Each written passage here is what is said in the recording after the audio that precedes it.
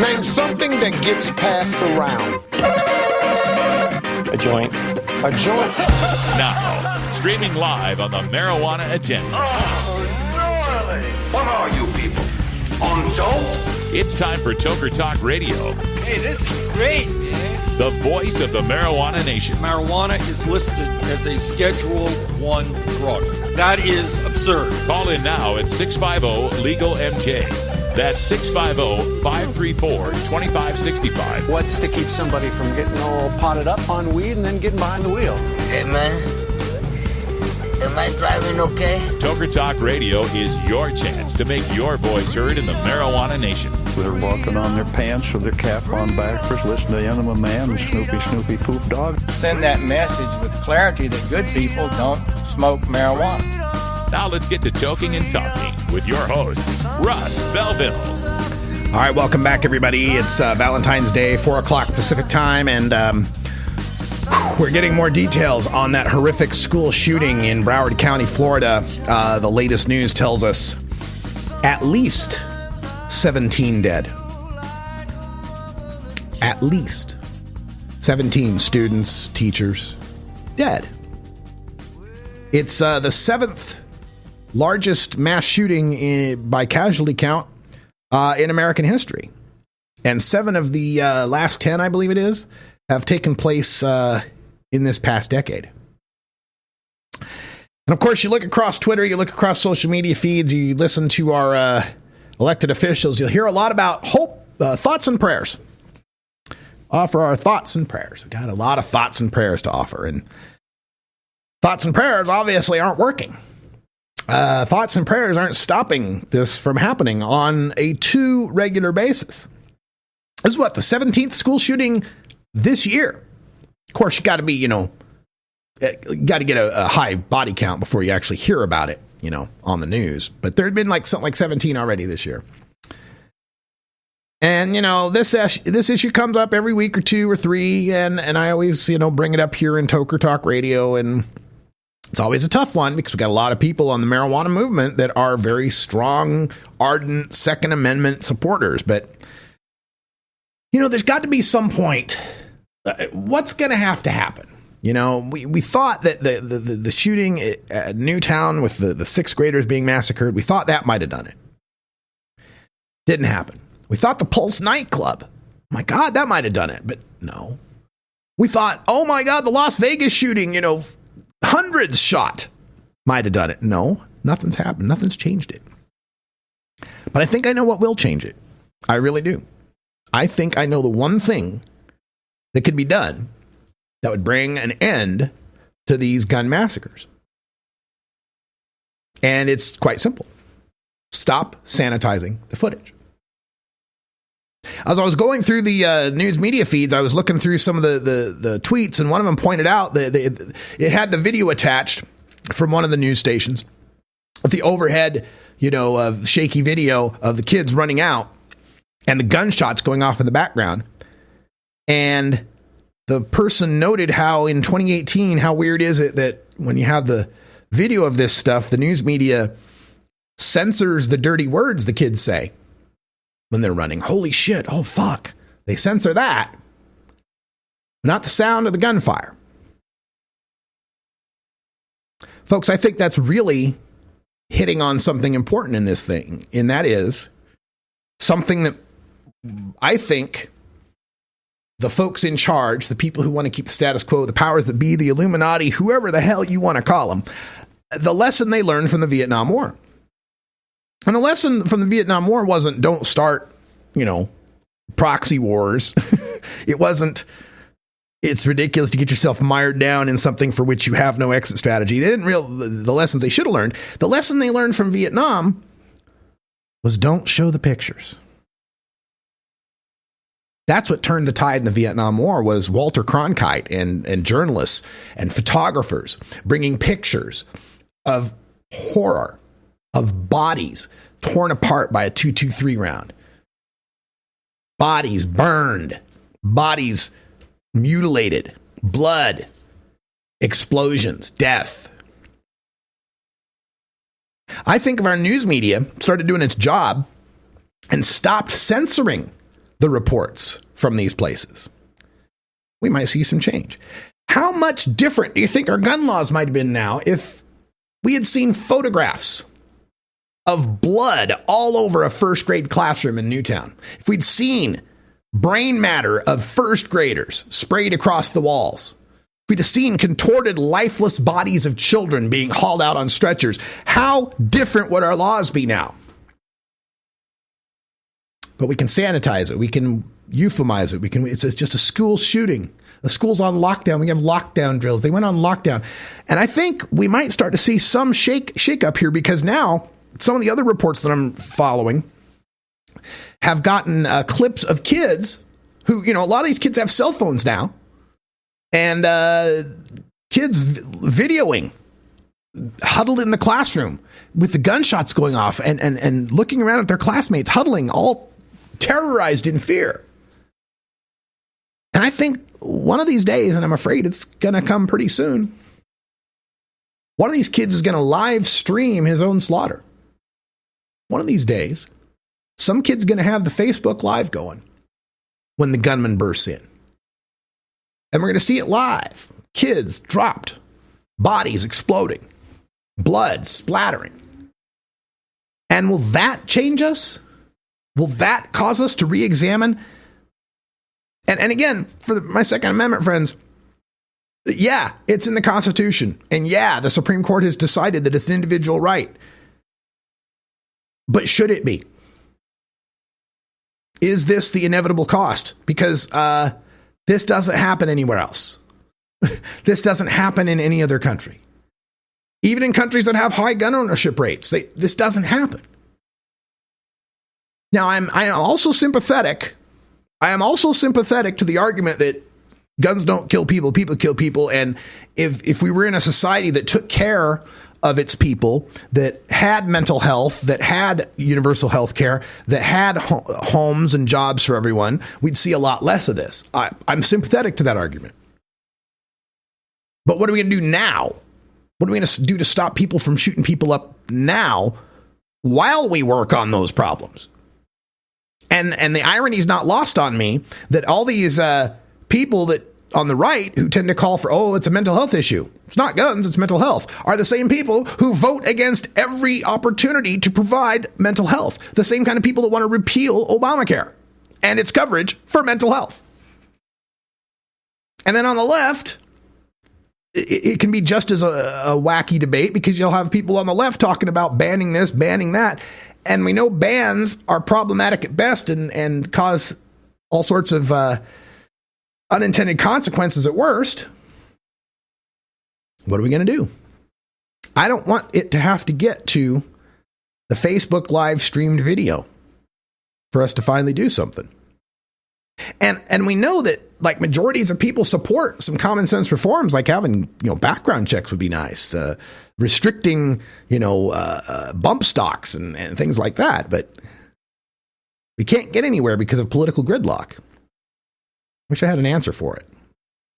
You know me, I'm just your friendly neighborhood intrepid marijuana journalist doing what I can. And sorry to bring everyone down and outside of the marijuana issue, but I can't, I'm a human being and I can't continue the show without having to remark on what's going on here. It's a sad day in America, sad day in Florida. All right, we're going to take a break here and reset, get ourselves back into the marijuana issue. And actually, we've got another gun issue to talk about. A former NRA head saying that medical marijuana patients should have their gun rights. That's nice to hear. We're also going to hear from a sheriff in Florida. Talk about confluence of coincidences here.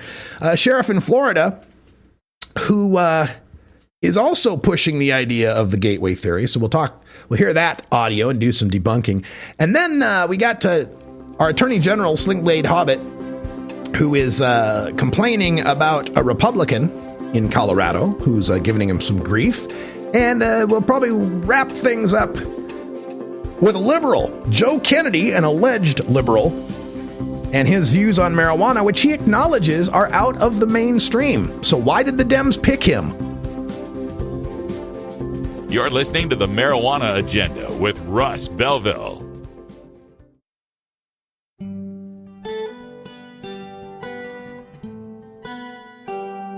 The Marijuana Agenda Free Podcast is available on iTunes, iHeartRadio, Stitcher, TuneIn, Google Play, SoundCloud, and on our Facebook page at MJ Agenda. Free video archives are available at the Radical Russ channel on YouTube. Help keep this media free by making a donation at paypal.me/radicalruss. The Marijuana Agenda with Russ Belville. And let me be clear about marijuana. It is a potentially dangerous gateway drug that frequently leads to the use of harder drugs. Whatever you're smoking, it's not marijuana. This November, whether you see the words medical marijuana on your ballot or not, the issue is there. From the halls of Congress to your state capitol or city hall, politicians are already making decisions on medical marijuana policy on your behalf. This election, make sure they are representing you. Every vote is a vote for medical marijuana. Visit votemedicalmarijuana.org today. Looking for the 420 friendliest way to visit beautiful legal Potland, Oregon? I'm Lori Duckworth, inviting you to come stay with us at Delta 9 House and Studios. You get your own private room with queen bed and access to our high-speed Wi-Fi, premium entertainment system, and more. We'll even cook you breakfast. Look us up on Facebook at Delta 9 House. That's facebook.com/Delta9House. Delta 9 House is booked through Airbnb.com. City of Portland permit number 17-159855. I have a package here for Radical Rick. Is there a Radical Rick here? How about a Rick Russ? Any Rick Russ? Somebody named Freddie Barack has sent him a package. Anybody? What is that? Sounds like a skunk. It's time for Toker Talk Radio, the voice of the marijuana nation. Call in now at 650-LEGAL-MJ. Welcome back, everybody. 4:12 here in the Pacific time zone. Just saw a stat come across my Twitter feed. In 2018, we're averaging one school shooting every 60 hours. Yeah, folks. Every 2.5 days, there's a school shooting in America in 2018. Every 2.5 days. My God. Well, I teased that I had another gun story since we're talking about guns. This one does have to do with marijuana, though. Tom Angel out at Marijuana Moment has the story, "Let medical marijuana patients have guns," former NRA head says. Federal restrictions that criminalize medical marijuana patients are causing real problems, the former president of the National Rifle Association says, quote, "The refusal of the federal government to accede to the judgment of the states on the issue has created problems for tens or even hundreds of thousands of gun owners who are being forced to either trade their Second Amendment rights for a chance to live pain-free or risk prosecution and imprisonment. Trading constitutional rights for pain relief is a choice no one should have to make," wrote David Keene, who was the NRA's president until 2013. Well, excuse me, wait a minute. You were president of the NRA through 2013. Because, see, like, if you were president of the NRA till, like, up till 1996, then, of course, there would be nothing you could have done about the issue as head of the NRA. But you're telling me you were head of the NRA up through 2013 as state after state after state had medical marijuana. In fact, if I'm remembering my timeline correctly, there were lawsuits about this in numerous states. I believe Oregon, we had the lawsuit. Was it 2011? When the Winters lawsuit went to the Oregon Supreme Court about the concealed handgun licenses for the medical marijuana patients. So it's not like this issue wasn't around, David Keene. And for this, I'm going to have to issue the Bill Clinton Eric Holder Award for officials who say the right things about marijuana policy after they're no longer leaders and can do something about it. Congratulations. Well done, sir. Bravo.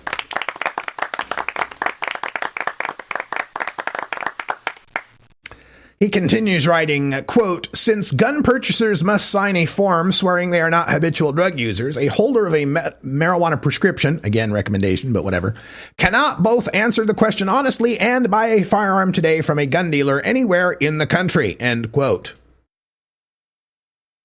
And this is, of course, the ATF has most recently added more explicit instructions that says, even if marijuana is legal in your state, we can't sell you guns.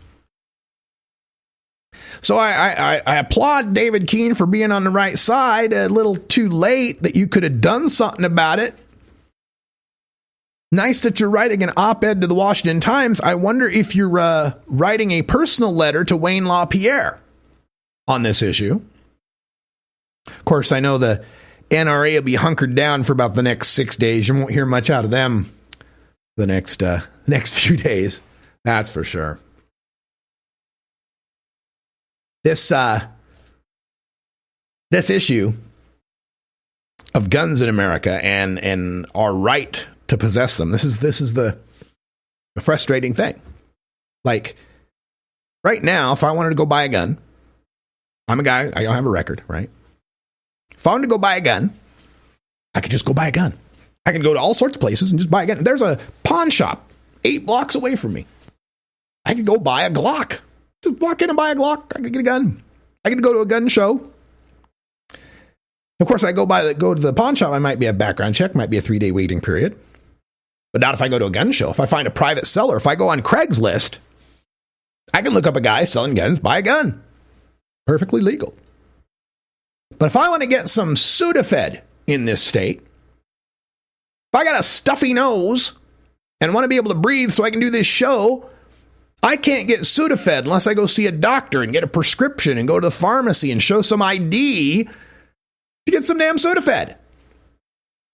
And what about the medical marijuana patients? The ones who aren't in legal states, who still have to go to the state office and sign up on a form, get on a state registry, be on a database that law enforcement can check at any time, have to renew it every year, have to go back to a doctor every year for that doctor to verify, oh yeah, you're a medical marijuana patient. You're not trying to fool nobody. You're definitely sick. You definitely need weed. But we don't have that level for guns, right? Like wouldn't it be nice if you had to show proficiency with your weapon, that you had to know how to keep it clean, have to know the basics of safe use, trigger discipline, de-escalation tactics? It'd be nice if that were quizzed every now and then, maybe every year or so. Wouldn't it be great if you had to get a psychological evaluation every year to verify that you've not gone postal, that you're not a risk to other people? These medical marijuana patients, we put limits on how many plants they can produce. We put limits on how much they can possess. Some of these states, you can only get 30 grams every 12 days or every 14 days, right?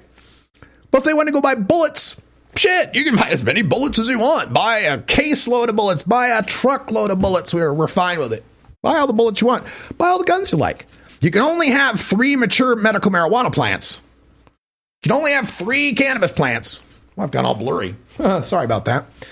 You can only have 3 cannabis plants, by God. But you can't. You can have as many guns as you like. Isn't it? It just seems weird.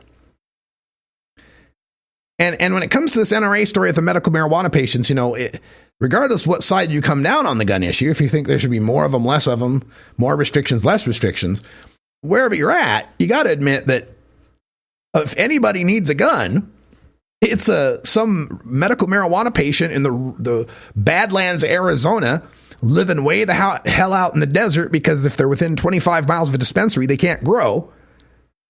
That's the person that needs the gun to defend themselves from someone coming out to raid them, from some rippers trying to steal their plants, home invaders that might want to do them harm. Medical marijuana patients are the ones that, if anybody should be having a gun, they would be the ones, right? So, David Keene, thanks. But no thanks for your newfound advocacy. Unless you get the NRA to actually do something, to actually change its position, to actually stand for medical marijuana patients, just a bunch of hot air to me. Is it getting chilly in here, or are you wearing an anatomically correct bra? All right, Miss Phil Hartman talking about how ironic we're talking about gun violence, and we get a clip from a man whose cocaine-crazed wife shot him in the head with a gun. Weird how the Lieber meter works out sometimes. We're going to take a break. We'll have an anti-drug PSA, and when we come back, we're going to tear apart the Democrats for a while. At least one of them. Joe Kennedy in my sights next.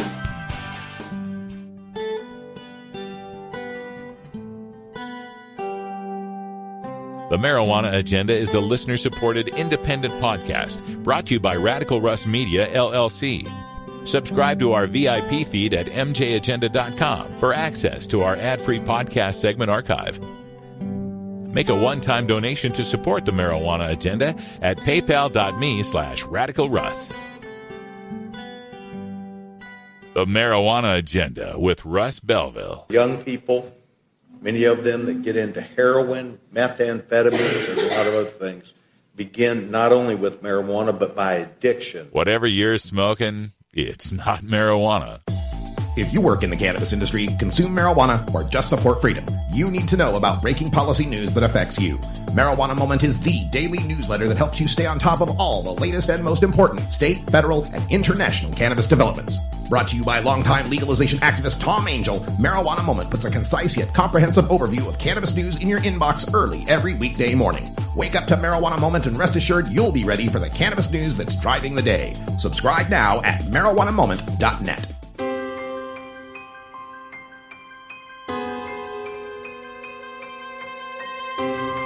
Now, in the interest of fair and balanced journalism, the Marijuana Agenda presents this anti-drug public service announcement. Smoking a joint. It can seem harmless.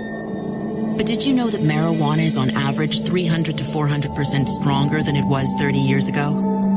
And that smoking marijuana can seriously harm a teen's developing brain. Smoking marijuana, it can damage a teen for life. Get the facts and talk with your kids about the dangers of smoking marijuana. Visit canada.ca/drug prevention. A message from the Government of Canada. This has been an actual anti-drug public service announcement. To combat this and other drug war hysteria, listen to the Marijuana Agenda every weekday at 3 p.m. Pacific at live.mjagenda.com or download the free podcast at mjagenda.com. Hey everybody, it's Russ Belville from the Marijuana Agenda, inviting you to be like me and get your ink done at Lucky Horseshoe Tattoo, Fort Worth's most female-friendly, clean, sterile, awesome tattoo shop. Thomas and his crew are true artists who can design you a custom piece or use a design you bring in. Lucky Horseshoe also offers all styles of tattooing as well as piercings and all-around fun. In the DFW area, stop by Lucky Horseshoe Tattoo and tell them Radical Russ sent you. Trust me, it'll feel awesome. You're listening to the Marijuana Agenda with Russ Belville. Well, you know, that's just like your opinion, man. Learn more at mjagenda.com. New beginner guitars and banjos are often constructed much better than ones built before your time. Why struggle? Get a new instrument or fix the old one. The trusted professionals at the Fingerboard Extension will evaluate your instrument for free. Repairs are priced for people who work for a living. Stop by the Fingerboard Extension downtown Corvallis at 120 Northwest 2nd Street today, or check out its inventory on the web at fingerboardextension.com. Most of us pirates, we go on vacation to North Dakota, you know, because they've got a town called Argusville. Arr, arr, arr. What are you smoking there, boy? It's time for Toker Talk Radio, the voice of the marijuana nation. Call in now at 650-LEGAL-MJ. Welcome back, everyone. 24 after the hour here. And to move on to some other topics, I want to take a look at the Democratic side of the aisle because, as I've pointed out, it is imperative for 2018 that we flip the Congress. at least the House of Representatives or the Senate, one of the two, but both would be preferable, because it's increasingly clear that nothing's going to be done to restrain Donald Trump and his administration so long as Republicans have control of Congress.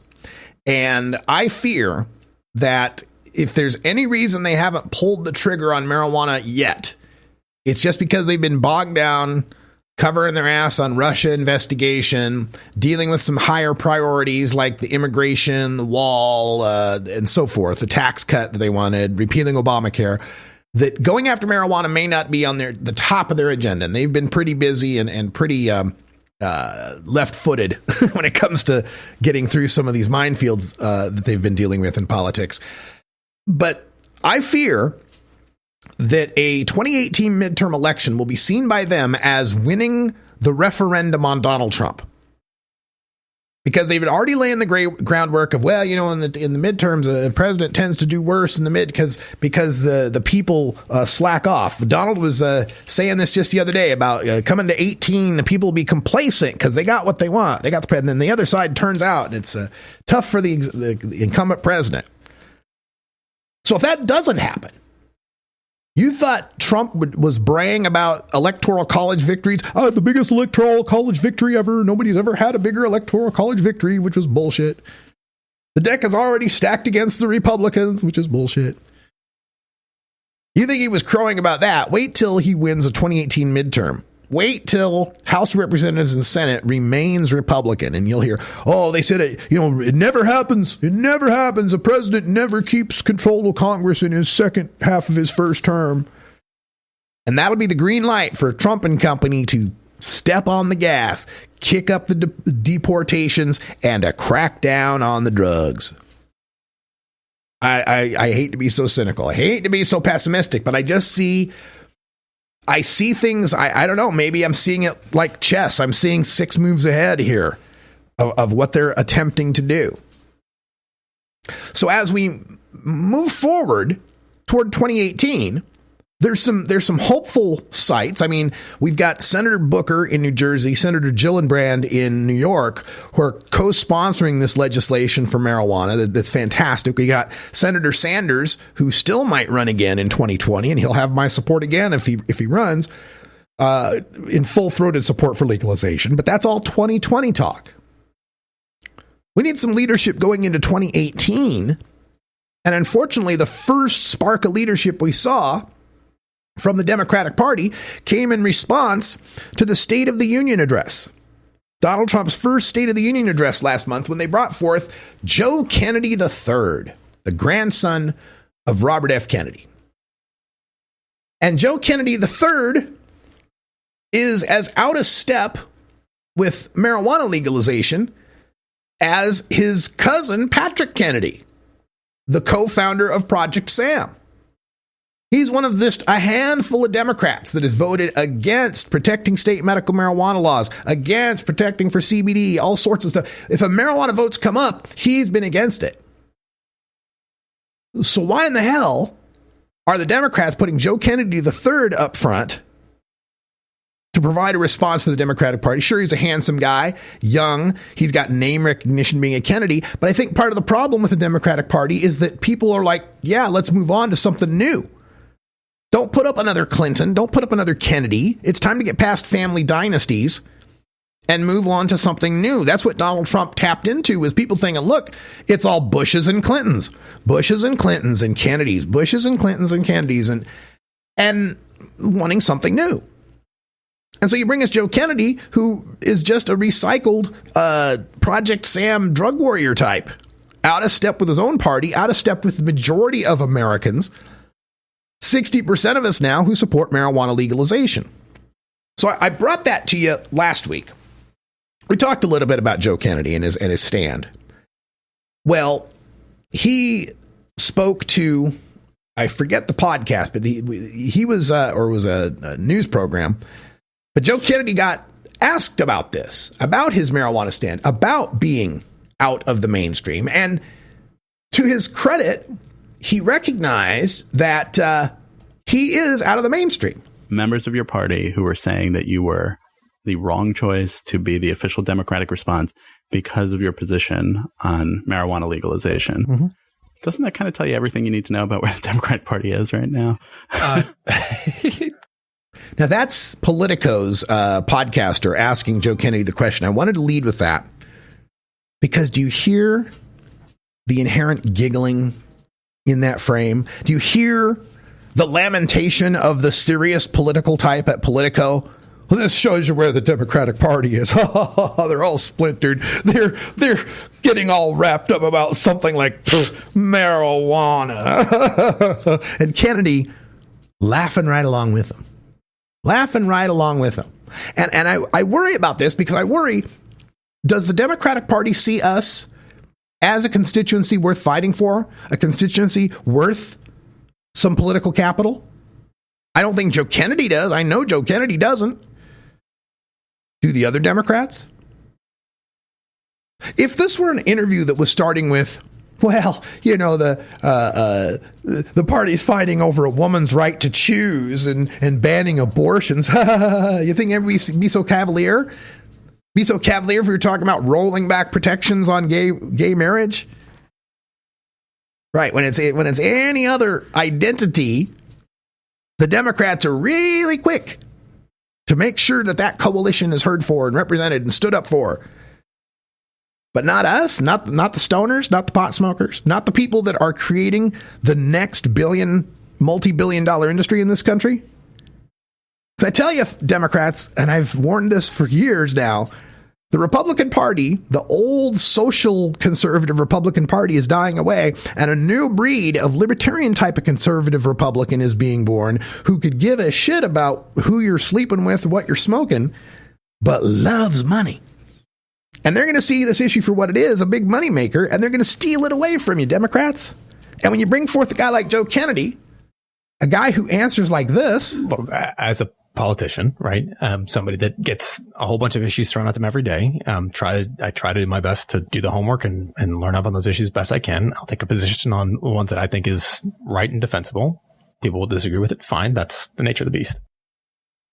Fine. Oh, well, we just disagree. It's no big deal. And he goes on about litmus tests. I'm not a huge fan of litmus tests just because I think we've got a broad series of issues. You might agree with somebody on one thing that doesn't necessarily disqualify them on something else. Okay, now here's the problem, though. There is no doubt there are litmus tests in our politics. If Joe Kennedy was presenting himself as a Democrat who wanted to overturn Roe v. Wade, he would not be a Democrat.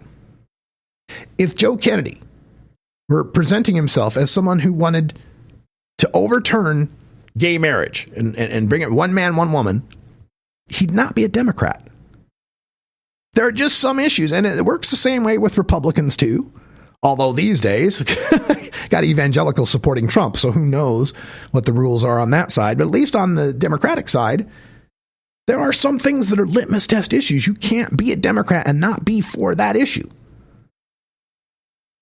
But it remains to be seen whether marijuana legalization will be that one. And the frustrating thing is there's no reason it shouldn't be. Majorities of Americans, especially Democrats, it's well over 2/3.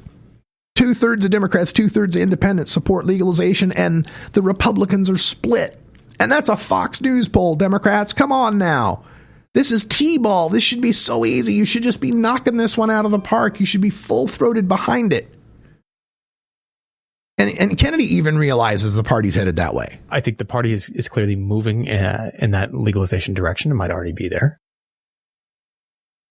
Might. We will see. And for Kennedy, though, it's more that fear, uncertainty, and doubt. As if we don't have 9 states now, and at least 5 of them that had legalization for over a couple years. As if we don't have, as Rick Steve says, a track record. As if we don't have evidence already as to what the results will be of legalization. He's still in that wait and see, we need more research, Hillary Clinton type camp. I've got some reservations because of some of the details about, I think, process matters and the consumer protections on this matter. Yeah, the process matters, consumer protections matter. We've worked those things out. This isn't 2013 anymore when we put out edibles and we didn't realize people would eat the whole goddamn cookie. We've figured it out. We've portioned things out. We've given more public education and information on this. That there may be missteps is not an excuse to not step.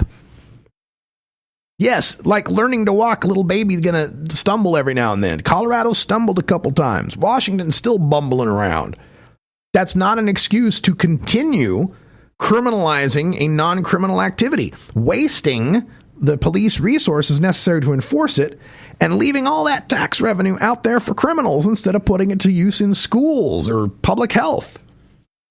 And it should be such an easy issue for a Democrat to get on board with. Look, this is an important issue for folks, and they have every right and should be passionate about it and organize on it and do what they need to do to advance their position. And I totally respect that and I encourage it.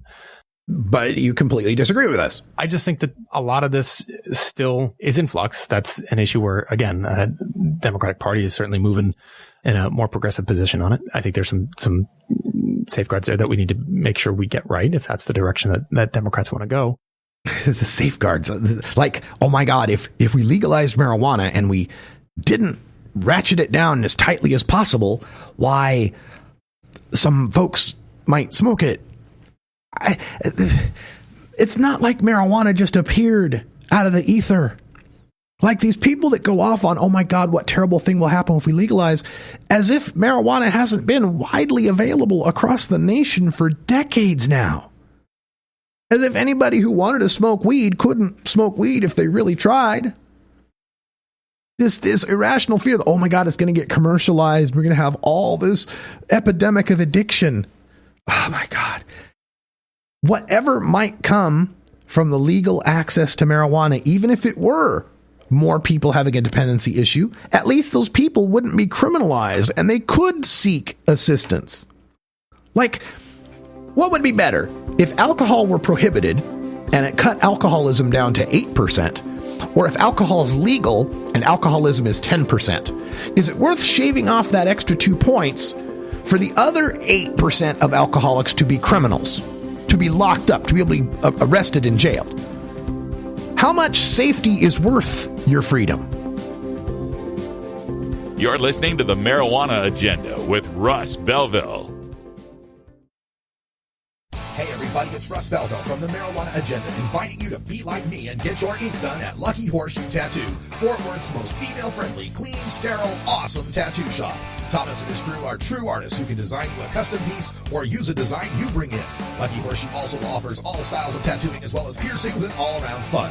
In the DFW area, stop by Lucky Horseshoe Tattoo and tell them Radical Russ sent you.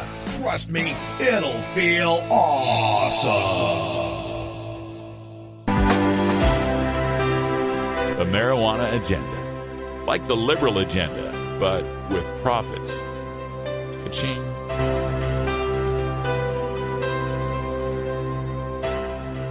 Hi, my name is Ricky Williams. My name is Evan Britton. My name is Mark Costelli. My name is Boo Williams. My name is Jim McMahon. My name is Chris Cluey. My name is Kyle Turley.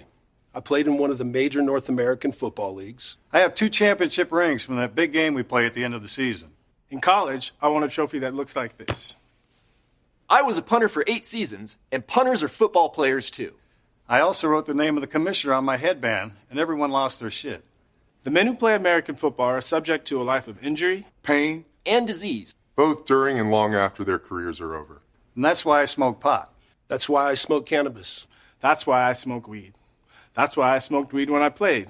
It has, without a doubt, reduced the amount of pain I live with. It's my body. I know.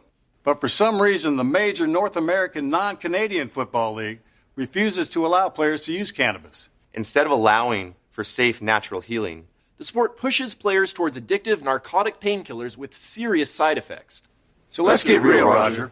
Football players should be allowed to use medicinal marijuana without the stigma of it being a banned substance. Cannabis isn't a drug. It is a medicine. New beginner guitars and banjos are often constructed much better than ones built before your time. Why struggle? Get a new instrument or fix the old one. The trusted professionals at the Fingerboard Extension will evaluate your instrument for free. Repairs are priced for people who work for a living. Stop by the Fingerboard Extension downtown Corvallis at 120 Northwest 2nd Street today, or check out its inventory on the web at fingerboardextension.com.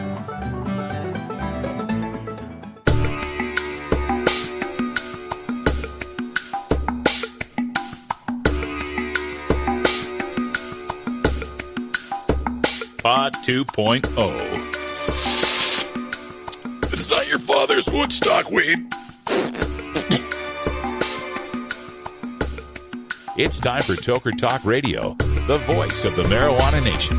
Call in now at 650-LEGAL-MJ. Welcome back, everybody. In our C block here, we've got more of the Sling Blade Hobbit, Keebler Gump himself, Attorney General Jefferson Beauregard No Regard Sessions.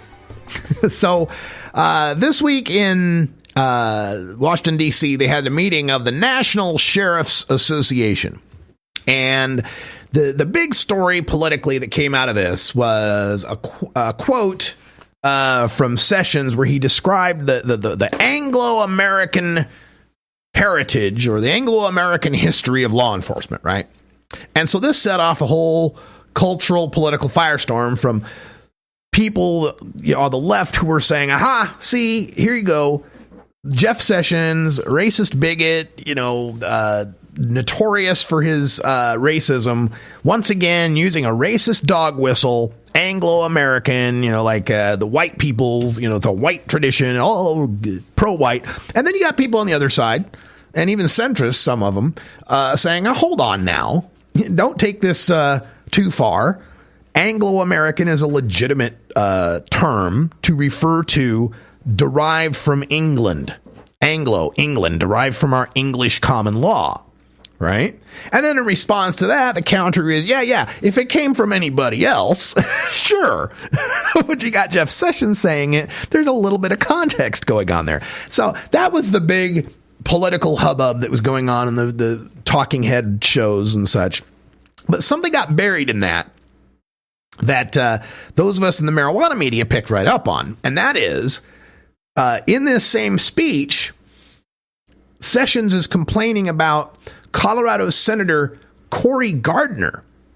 Now, if you've been following this story, Cory Gardner, senator from Colorado, has been blocking all Department of Justice nominees from Sessions and from the Trump administration for various posts until Sessions backs off. He did this after Sessions pulled the Cole memo, right?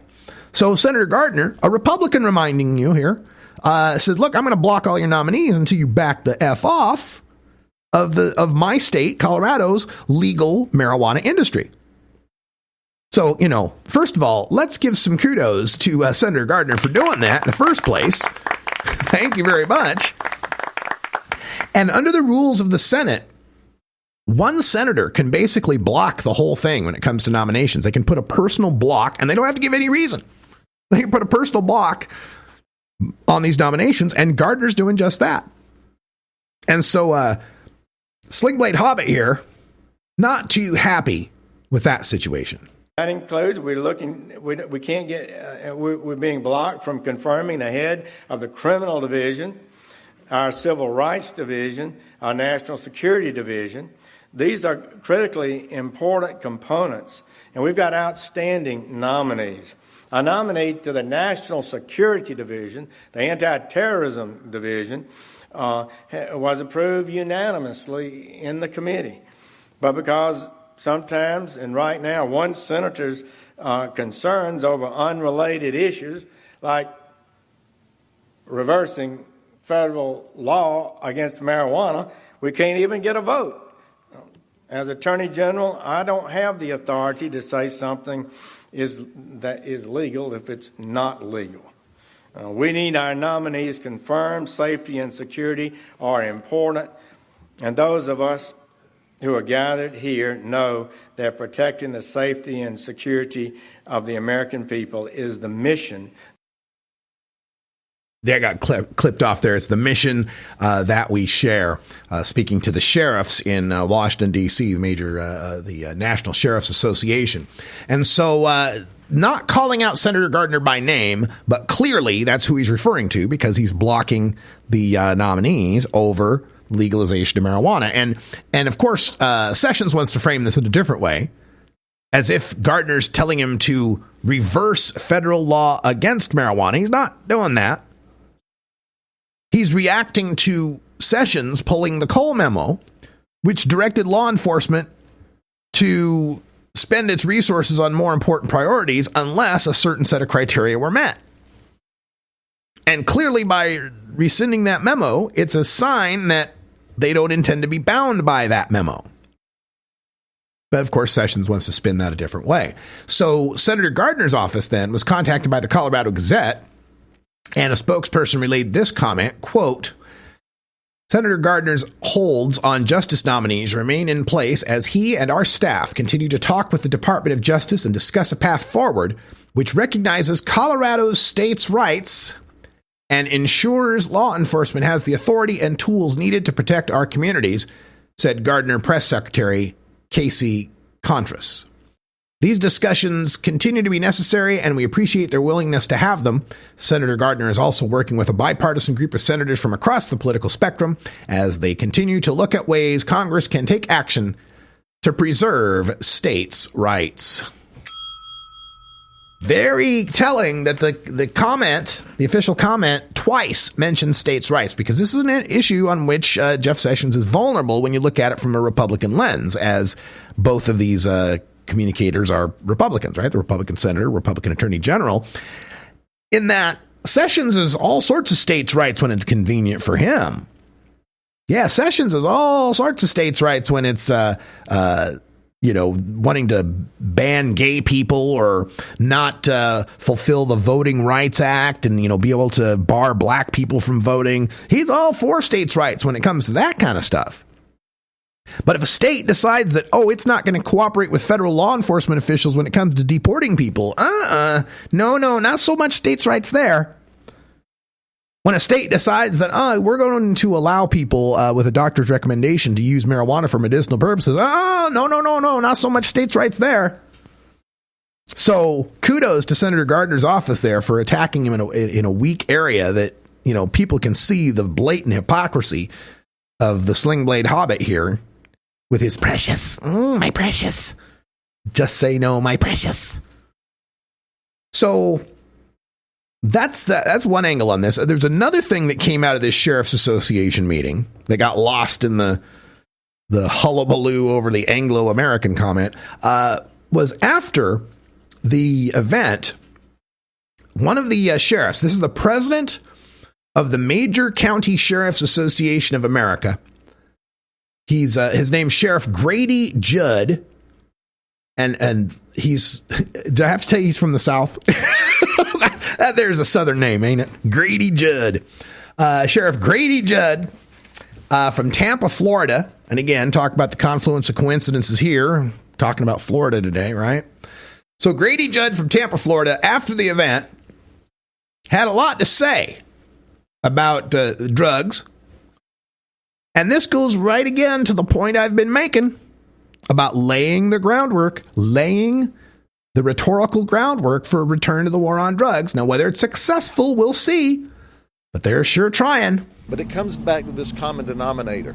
Every person I've ever asked that has a drug addiction problem, I would ask them intentionally, what was your drug of choice, your first drug of choice that set you on this path? Marijuana. Every time, marijuana. There it is, the gateway drug, man. They are just beating that dead horse as much as they can. And of course, we all know how ridiculous it is. We know that what Grady Judd is not doing is asking people what was the first drug that you got started on, and people understanding that alcohol is a drug. Alcohol is the first mind-altering substance most people start on. But they want to change the frame on this, right? They want to set it up so that what's going on is that marijuana isn't marijuana. It's like this priming substance, right? It's like primer. They want to, it's the tinder for the fire, right? It's not the log. That's the heroin. That's the cocaine, right? But it's the tinder that gets the fire started. They're trying to push this new wrinkle in the gateway theory. This idea that it starts with addiction and that you're becoming addicted to marijuana. And so it's still gateway theory, but with this kind of new sort of shine to it. So we're legalizing across this country in the different states the drug that starts this addiction process. Now, we got the gateway theory laid down. Got to let people know that, okay, number one, marijuana, they're getting addicted to marijuana. It's the addiction that starts the process. It's all priming the pump. It's reprogramming the brain to want that addiction, and guess where that leads? But the reality of it is marijuana is the drug that starts it. And fentanyl is the drug that kills you immediately, and methamphetamine and cocaine is the drug that kills you over a period of years.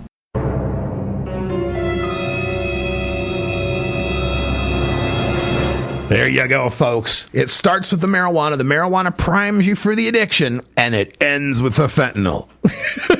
Boom, dead from fentanyl because you dared to smoke a joint. Now, again, are they going to be successful laying this down?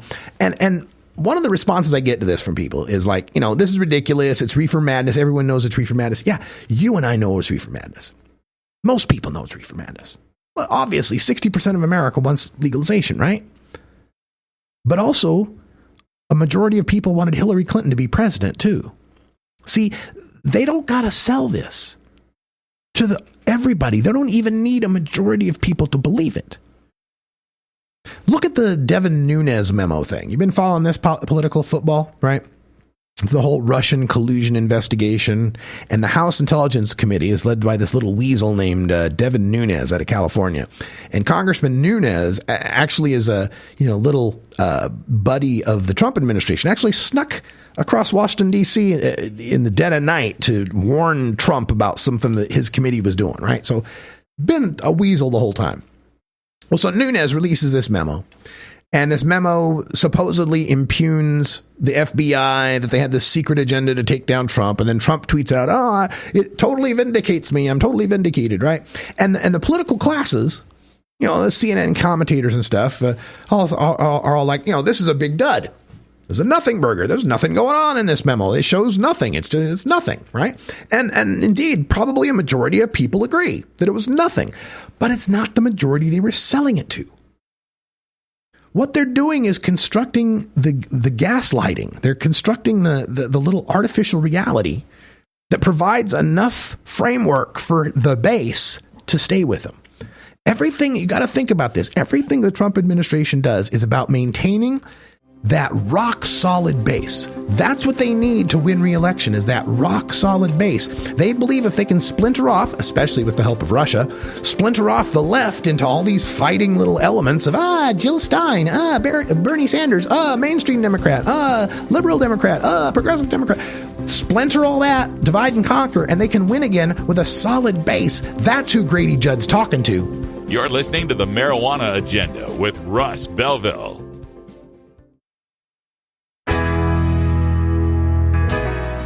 Health Cannabinoid, your ACMPR experts. Consultation services for medical cannabis. Visit healthcannabinoid.com or call 1-800-906-1383. That's www.healthcannabinoid.com or call 1-800-906-1383. Health Cannabinoid. You're listening to the Marijuana Agenda with Russ Belville. Bullshit. Like Cypress Hill cancer this year. Learn more at mjagenda.com. Today in the United States, 1 in 5 Americans live where adult access to cannabis is legal. Another 2 in 5 Americans live in medical marijuana states. But the government still claims there's no accepted medical use for cannabis in the United States, even after 20 years of medical marijuana in California. And they say we're the ones who can't think straight.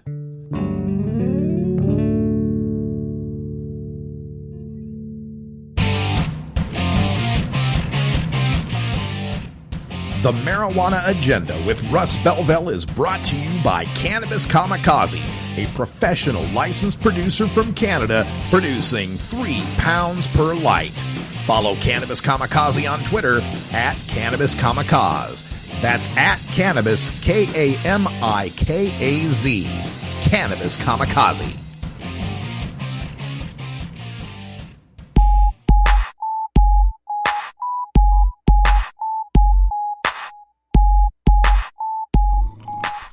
Hello, Mr. Man. Hi. I'm working. I'm sorry. No food till this is done. It's time for Toker Talk Radio, the voice of the marijuana nation. Call in now at 650-LEGAL-MJ. Yeah, I know. I get my listeners that think I'm an alarmist about this stuff, and I probably am. It's probably much ado about nothing. Probably the Trump administration just making a bunch of noise. Just saying they're going to be tough on drugs to get their base to fall in line, but not really doing anything about it. Maybe that's the case. But you got Grady Judd, the epitome of the Anglo-American history of law enforcement. Grady Judd, the sheriff of Tampa, president of the major county sheriff's association, laying down the rhetoric, laying down the intellectual and ideological framework for justifying a crackdown on marijuana. I know there are people all over this nation that go, marijuana's not any more or any less dangerous. Well, yeah, but I can only give you the perspective whenever I have been to an unfortunate situation and seen a child that was dead from an opioid overdose. Opioid overdose. I know it's tough to say. Opioid overdose. I have my share of difficulties with that combination as well, Sheriff. But this is the plan, right? They have got to find a way to slow down the acceptable spread of marijuana legalization. I don't think they can stop it. Let's just be clear. I'm in that camp as well, that I think the toothpaste out of tube, too many young people coming up love it, have grown up with medical marijuana. It's not going to change. But I think a lot of this, and I've said this about Kevin Sabet and his minions as well, is about running out the clock. A lot of this is about running out the clock. There's no doubt marijuana is going to be legalized, right? But the idea is to run out the clock, is to be able to delay long enough for the pharmaceutical companies to get their cannabinoid preparations put in the stores, to get them through FDA approval, and to have enough time to start patenting these sorts of things. And they've already patented a lot of them. If they can get their product out to market, and they've got these patents to enforce, they might be able to have a more successful time tamping down on marijuana with it legal but scheduled, like a Schedule 2, than they did keeping it Schedule 1 and absolutely prohibited. Tangle us up in so much red tape and bureaucracy rather than handcuffs and imprisonment. But I'll leave you with Sheriff Grady Judd again from Tampa. We think you have to look at all the drugs that are in this recipe. And to leave marijuana out is a horrible mistake. Yeah, that's their theory. Now, we've got to do all we can. And if you think that I'm off my rocker and I'm alarmist about this, great. That's fantastic. But please, at least grant me that they are making the noise, okay? Whether or not they can do anything about it, I'll accept. But at least accept that if they could, they would. That they really, really want to. And we'll see what happens. Name something that gets passed around. A joint. A joint. Now, streaming live on the Marijuana Agenda. Oh, gnarly. What are you people? On dope? It's time for Toker Talk Radio. Hey, this is great. Well, I don't know why that happened. Gotta fix that hour 2 programming. I don't know, the Liebermater went a little weird on me. That's all the time we got for today. Thanks for joining us for our weekly podcast now. For those of you who've wondered where I've been for a while, We're weekly now. 2 hours every week, jam-packed with more audio. I hope you're noticing more production value when I got more time to prepare. Follow MJ Agenda on Facebook, Pinterest, Instagram, YouTube, and follow MJ Agenda Show on Twitter.